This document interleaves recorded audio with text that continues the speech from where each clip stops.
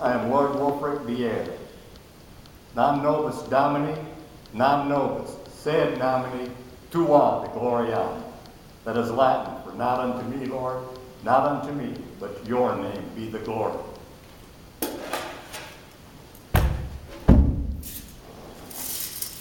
I represent a knight of the 1100s, and I'm here to explain to you about a little bit of medieval armor.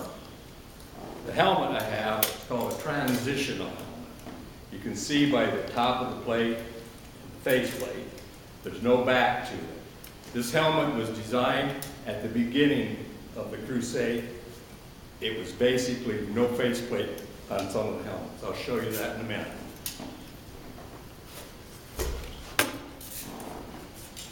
A knight would have carried a shield, mainly made out of linden wood, some covered with leather. My device is the cross. It's a Jerusalem cross. It was presented by Baldwin, a king of Jerusalem, after the First Crusade.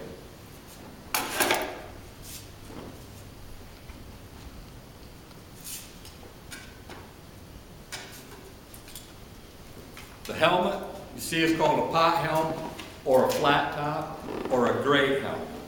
The reason being, a knight in charge would have worn this helmet. After the charge, he would want to take the helmet off so he could see. As you can see, there's just little slits in there. So he would do that. Inside it would be another helmet. As you can see, this one does not have a faceplate on it, just a nasal guard. These were made so that each person had their own particular like. Some people didn't like their face fully covered. Some people wanted more air.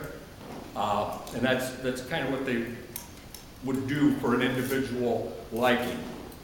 I'm carrying a breastplate, gauntlets, and a medieval sword. The double-edged sword, and it was used for cutting two directions. The knights of old had certain lengths. This sword, unlike that sword, this is shorter. And you'll see in a little while that when I would be on horseback and cut down, this sword would miss the opponent on the ground. The longer sword could reach an opponent. Fighting inside of a castle wall, you didn't want a long sword. It would present a real problem clinging against the stones.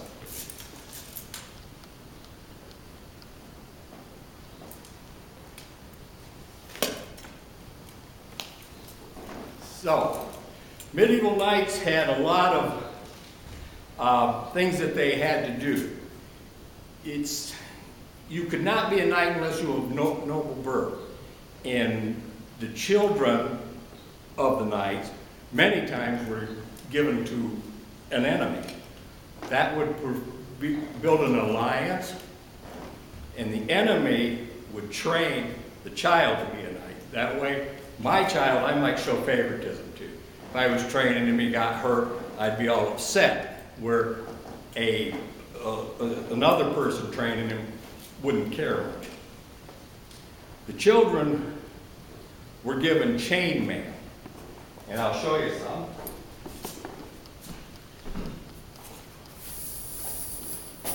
This is a chainmail suit. Weighs 47 pounds. And there we go. A child would be given one of these to wear at about 5 years of age. It would be made to fit him, and as he grew older, they'd make bigger ones. So by the time he reached adulthood, he could wear a full suit of chainmail and not feel the weight. He could also wear a breastplate, helmet, sword, and literally run like you see in the cowboy movies. He could leap up on a horse. He could climb, like they take walls and they put them close together so he could put his feet up. He could literally scale up a wall wearing all this armor. So when you hear them having to be hoisted on horses, that was the guys that did the late period jousting, all in armor plate. Now, this child started out as a page. And a page learned how to carry laundry, do cooking, help in the kitchen, just all the mundane jobs it took to run a castle. And that's exactly what he was learning to do, how to operate a castle from the ground up. As he reached about 14, 15, he would be squired into knighthood. That means he now worked for a knight. As a squire, he was required to clean armor, take care of the knight's horse. If the knight was at feast, he would serve the knight. He would cut his food for him, literally, and so the knight, when he got his plate, he could eat it with his fingers, because they really didn't have forks back then, or spoons much. They just mainly ate with a knife. So through all this training, he would learn also combat techniques. And many times they would use what they call blunt weapons. They would pound on what's called a pail. It's a wooden post, and they just learn how to do sword strikes and attacks. And as the training went on, they would go to what was called live weapons or steel weapons. Many of those would be blunted, but as he learned how to fight in combat, then his day would come. And when he went into combat with his knight, he would be responsible for making sure that knight had everything he needed to fight, as well as he would fight beside this knight. You've heard the earning your spurs. Well, this is a saying that would happen. The squire in battle would literally do something that was considered brave, and the other knights would agree that it was now time for him to be inducted into knighthood. Now, during the Middle Ages, many of the knights were Christian knights.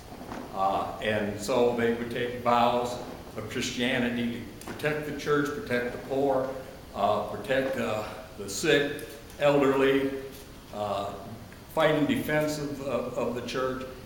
All these things that were involved with what we call good things, but not all knights were good. That's just the romantic side. Many of the knights were just thugs, and you probably really wouldn't have liked them. I like to portray the good knights, the guys that were nice.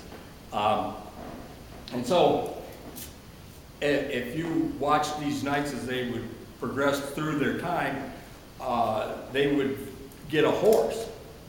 Well, a trained knight on a war horse was something that probably for us to see would be amazing, because they didn't use the reins. They guided that horse with their knees. So if I bumped him with my right knee, he would turn left. If I bumped him with my left knee, he would turn right. If I kicked him in the flank with my spurs, he would leap and kick out, almost like a buck. If I just jerked a little on the reins, he would come up front pawing and biting. So this horse was also a war weapon. So you can imagine trying to drag a knight off a horse that's about the size of a Clydesdale and having that horse spinning, kicking, biting. It's not real easy to get close to. So that's what I came here kindly to give you a little bit of information about that. Some of the weapons they used. This is a war hammer. It's pretty obvious what it can do by just looking at it, but I'll explain. This end, of course, was for close combat. Somebody would charge you, you could use it to pound them away. This end, I call these can openers, because that's literally what they did. They opened up metal. This point, you can tell what it would do. If I hit on top of that flat helmet, it would just punch a hole right in the top of it. The edge that looks like a hammer, it's a concave 4-point.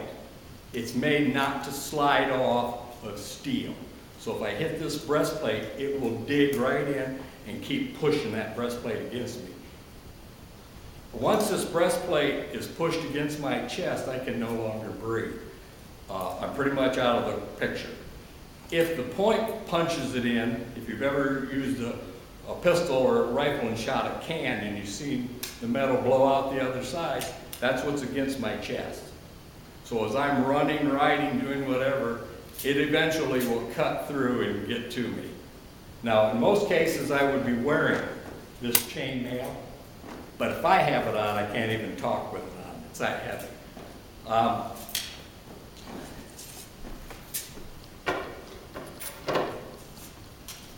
The next weapon's called a morning star. That's because it swings and it will wrap. I can come right over the top of a shield, and it's a formidable weapon from horse, from standing the ground. If it's connected, like so, it would be called a mace. And if it had another end that looked like this, it would be called a flail. These were weapons that were used as well as spears, axes. There's many other different types of medieval weapons that were used.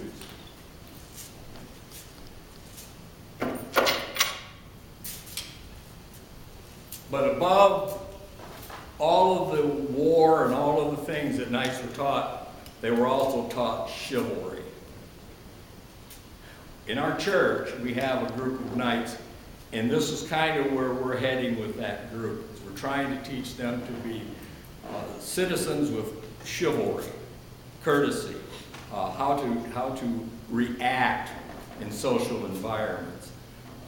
We're not out to hurt people. This is a fun thing, which we enjoy doing, but the whole idea of the Knights is for them to become young men and women in today's society with having a little bit of knowledge about opening doors for people, saying thank you and yes sir, no sir, those kinds of things that tend to be how we should treat each other in a society we live in, not just bullies and bumping people around and pushing people around.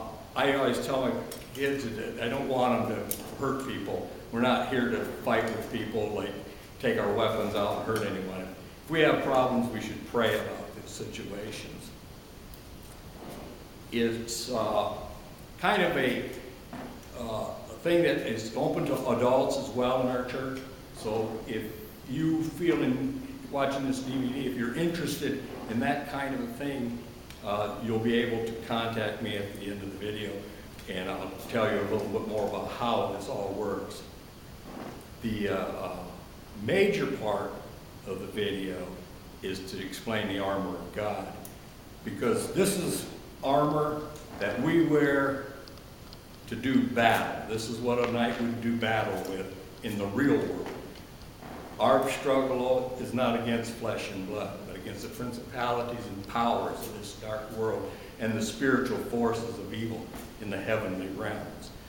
So no matter who you don't like, you still have to like them, because they are not being controlled by who they are as a person, but probably by an influence of some otherworldly force, which is more darker than we would like to think about it most times. So what I like to say is that when we go to pray, what I'm going to explain to you is what we need to look like when we're ready to go out into the world, okay? So I have an assistant, Sir Justin. He's a knight in our group, and he's going to come up and we're going to put the armor of God on him. Forward.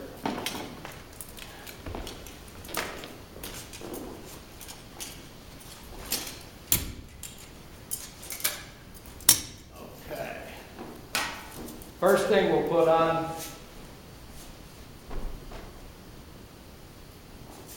this is what you would call a long tunic. You can see I have one on. We use this for the armor of God because it just sparkly and looks better. You want to pull that down over your head.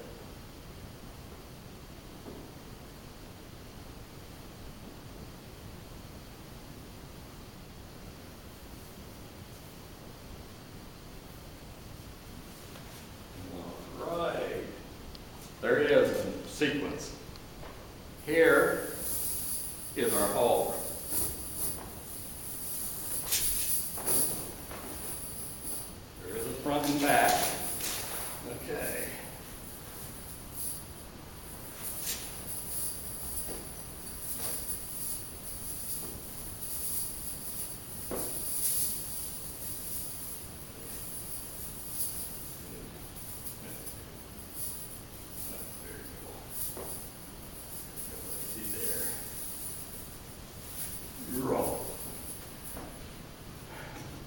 He has just gained 47 pounds. Just putting that up. Now, first piece of armor we're going to talk about is the breastplate of righteousness. This protects your being. It's not your righteousness, but God's righteousness. The first thing that was amazing for me to get into my being is that I'm not a righteous person because of who I am. I'm a righteous person because of who God says I am. I'm righteous because of His blood that He shed for me. This is a huge, gigantic clamshell. And I have to be, there we go.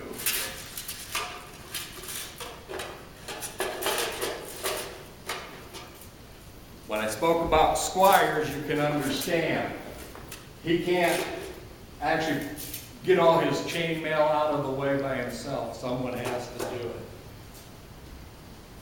So he has the breastplate of righteousness. I may not be following exactly how Paul wrote in Ephesians because they were using Roman armor. This is medieval armor. But the belt of truth.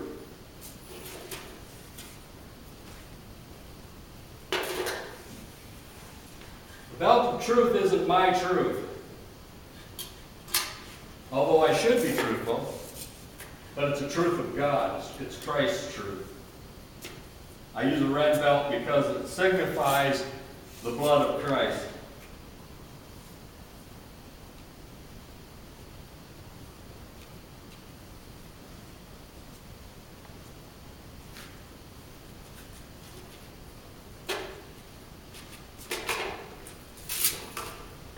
In God's truth is the word that He wrote. It's all the truth of what He had to say. And this is what we live on. So when we're putting on the armor of God, we're putting on His righteousness. Now we just tighten the truth around the waist. Now, our feet should be ready with the gospel. That's what spurs represent to me in the armor of God.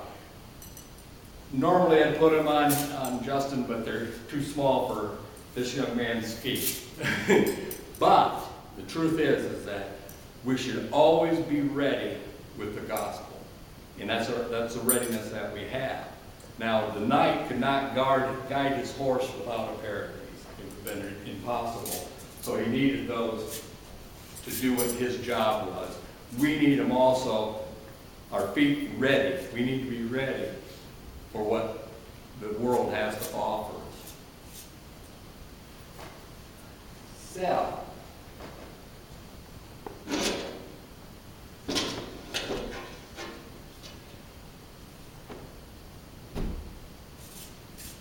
the helmet of salvation.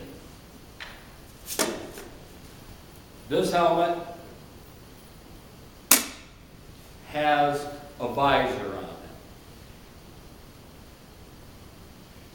it. The visor was used for face protection, but just so you have a little bit of knowledge, the days when men used to tilt their hats at women, that all came from this. You would not talk to a lady with this visor closed. It was rude for her not to be able to see your face, so you would tip it up, and that would be how she would look at you.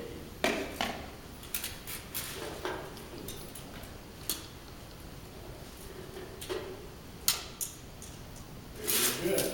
So, now Justin can see us, but if he wanted to have truly the helmet of salvation, if he would want his face and head completely protected against the outside world and the influence that Satan would throw at him, that would be down. And you can see how he's fully protected.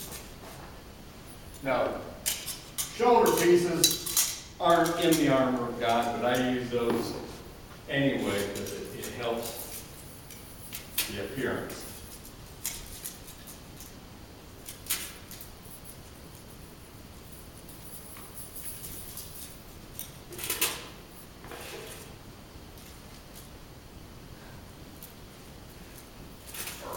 Can't see.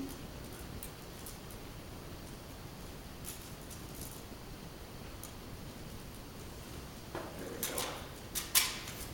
Come on.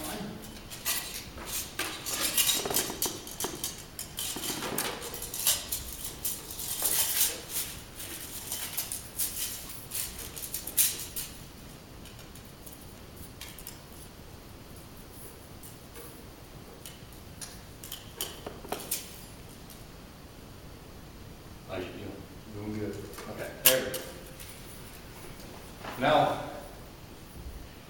if you ever heard the saying, a chink in your armor, well, there are spots under here, if he lifts up his arm, there are spots under here that he could be harmed. Well, that's kind of where those words came from, the chink in your armor. So just because you have armor on doesn't necessarily mean you can't get hurt.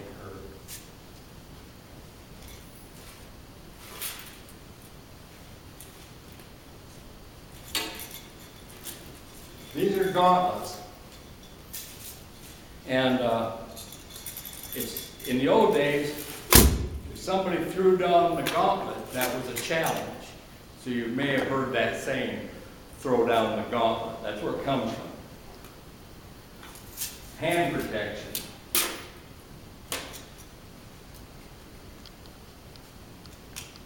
Okay. So we have breastplate of righteousness, belt of truth, helmet of salvation, shield of faith. Shield's pretty well self-explanatory to protect us against the darts of the enemy, the fiery darts of the enemy. And so behind the shield, as I give it to Justin, you can see where all this protection comes from, all these little spots I said that could be hit. Well, your faith is what governs that.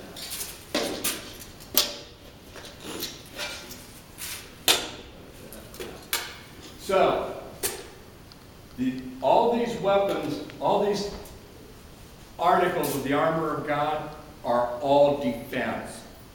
That's so that I cannot come at him. Okay? One offensive weapon, the sword, the Word of God. All the things that people throw at you in the world, your defense is how you present the Word of Christ back to them. That's how you cut them with the two-edged sword. Now, when I told you earlier, I swung my sword on my horse, I could come right down. I can even hit the floor beyond your vision, probably.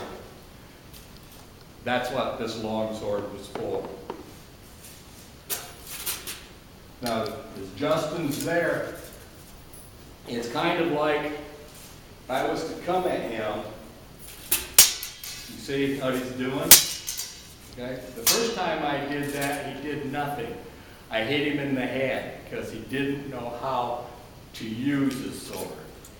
Just because you have it, you have to know how to use it. So reading your Bible is extremely important.